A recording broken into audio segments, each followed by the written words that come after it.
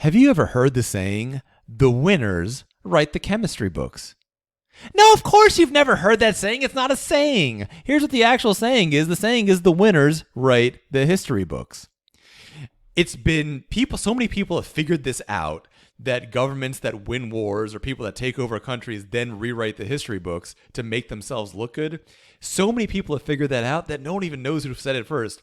Some people say it was Winston Churchill who said it first, and other people say it was somebody else entirely, and there's a lot of disagreement out there. Now, here's what's weird.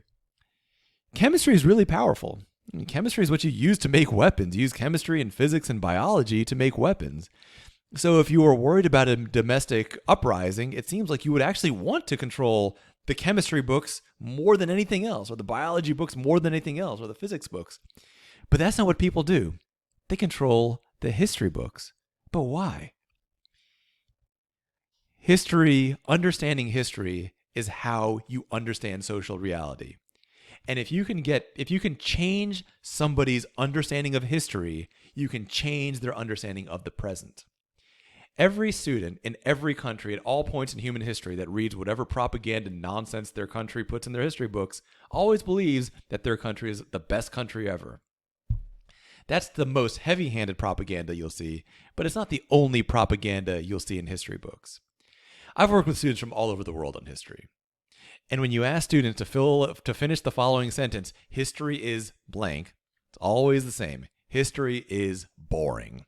And when I was studying history in school, I thought it was boring too. And you know what? When I take a look at the textbooks that are used in public and private schools, I think they're boring. Here's why they're boring. They're not full of history. They're full of either minutia, irrelevant names and dates and facts as if that's real history, or they're full of propaganda. And since my brain at a deep level doesn't want to waste resources memorizing propaganda and idiocy, my brain makes me feel like it's boring. My brain's like, yeah, don't do that. It's boring. It's stupid. But here's the thing. That's not what history is. History is directly analyzing the past by looking at what was actually said and actually written at the time. And a lot of it's quite surprising. When you see what actually happened in history and then compare it to the nonsense that's written in your textbooks, it can be shocking. The difference between reality, what actually happened, and what your schools want to pretend happened can actually be staggeringly huge. History is learning to analyze and understand primary sources. First phase of that is just knowing what the primary source says. Now, if your goal was to control some entire society by controlling the history books, you wouldn't want people in that society to independently study history. And here's what you're going to experience. When you start to independently study history, that means read primary sources, you're going to have a really weird experience. So many of my students have had this experience. When you look at the document, with the original document, the primary source document, it's going to be like weirdly hard to even just look at. It's like the words will be kind of like swimming on the page almost. Like you won't be able to focus or concentrate on it for a bit. Then once you overcome like a little hurdle, all of a sudden you're going to be able to read it super easily.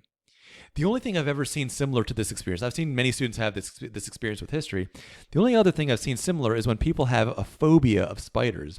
I've seen on YouTube people who are terrified of spiders, then they like interact with a tarantula for a bit, and then all of a sudden they're not afraid of spiders ever again.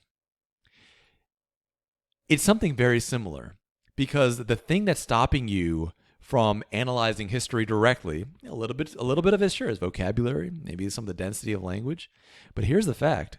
The vocabulary and language in your science books is already harder than this. The thing that's holding you back is a subtle psychological block, kind of like a phobia. And when you remove that psychological block, you might, after 30 seconds or a minute working with a passage, all of a sudden it's going to start making sense. Weirdly quickly, like too quickly for it to make sense. That's your mind overcoming that psychological block. What you've been taught is that history is whatever the teacher says the history is. Whatever your school says history is, that's history. And for you to take this massive leap that says, no, I'm going to discover real history for myself, that's a big psychological change happening within you. Once that psychological change happens within you, it's actually going to be weirdly easy to read these documents, even when they're, hard and have advanced vocabulary and all that. The first phase of this training in history training is you're going to learn just to read and understand literally what the document says. Later on, you're going to learn to analyze the historical significance and the importance of those documents.